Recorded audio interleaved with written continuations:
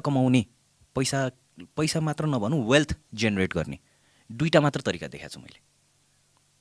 त्यो दुईटा, एकको 2, 2को 4, 4को 8 बनाउने। एउटा भनेको रियल इस्टेट, अर्को भनेको नेपाल शेयर मार्केट हो।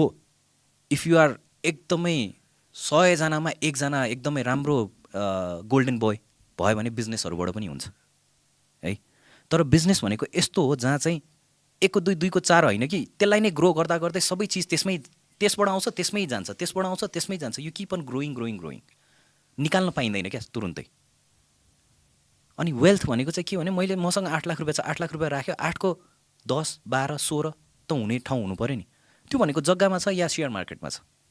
अब हामी एभरेज मान्छे हो अरे, क्लासको लास्ट बेन्चर हो अरे, मेरो पर्सेन्टेज पनि 2nd डिभिजन 3rd डिभिजनमा बल्ल तल्ल आउने मान्छे हो अरे, र मसँग पुर्खौली सम्पत्ति छैन, बाउबाजेले केही पनि जोडेर राखिदिएको छैन भनेपछि त्यो मान्छेले वेल्थ जेनेरेट गर्नको लागि उसँग अप्सन भनेको के छ त भन्दा एउटै मात्र छ क्या, नेपाल सेयर मार्केट।